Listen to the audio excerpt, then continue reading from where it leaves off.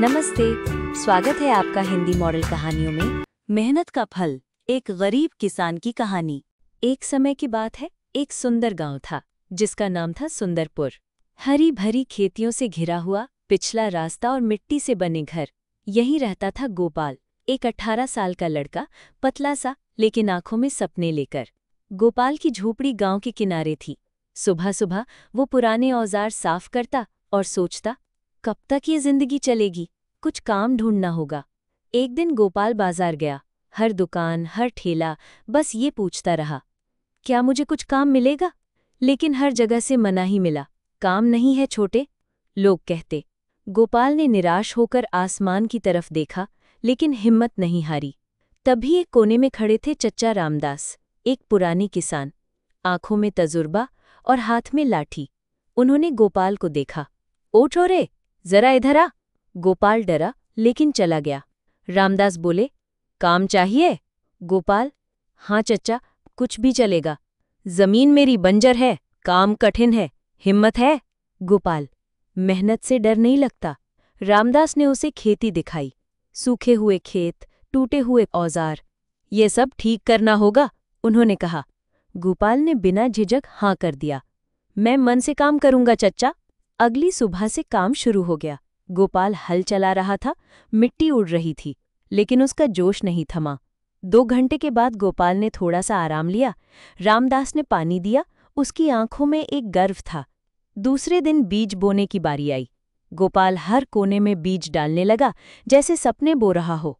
रात में रामदास अकेला बैठकर सोचने लगा, मैं इस लड़के से इतना काम करवा रहा हूँ, क्या सही कर रहा हूँ? पर अगले दिन गोपाल की मुस्कान देखकर उनका मन हल्का हो गया। काम में ही खुशी ढूंढता है ये। बादल छाए, तेज बारिश हुई। गोपाल और रामदास दोनों भीगते हुए खेतों में काम कर रहे थे, बिना रुके। कुछ हफ्तों बाद छोटी छोटी कलियां मिट्टी से निकलने लगीं। गोपाल चिल्लाया, देखिए चच्चा, उग गया। हर दिन गोपाल नदी से पानी लाता और खेतों को पानी देता। उसका मेहनत सच में दिख रहा था। एक दिन एक बीमार गांव वाला मिला। गोपाल ने बिना कुछ कहे उसकी मदद की, पानी पिलाया, कपड़ा बांधा। रामदास सब देख रहे थे। उनका मन पिघल गया। ये लड़का सिर्फ काम नहीं, इंसानियत भी जानता है। महीने बीत गए। अब खेतों में सोने जैसी गेहूं की बालियां थीं। गोपाल और रामदास खुश थे, आंखों में आंसू ले आए। गांव के लोग अब गोपाल की तारीफ करने लगे। वो ही गोपाल जो बिना काम के घूमता था, अब रामदास चच्चा का बेटा बन गया है। गांव के मुखिया ने सबके सामने गोपाल को शॉल उठाया और इनाम दिया। ये लड़का मिसाल है सबके लिए। रामदास ने गोपाल को गले लगाया। बेटा, तूने मुझे फिर से जीने की वजह दी। एक दिन रामदास ने कागज गोपाल के हाथ में दिया। ये जमीन अब तेरी है, मुझे फक्र है तुझ पर। अगली सुबह दोनों मिलकर खेतों में काम कर रहे थे।